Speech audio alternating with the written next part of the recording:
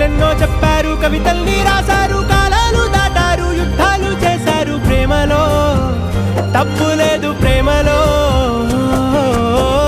వేల వేల వెన్నెలంత నీదవాలి వెలుగునంత మోయమంటే నేను ఎంత రే.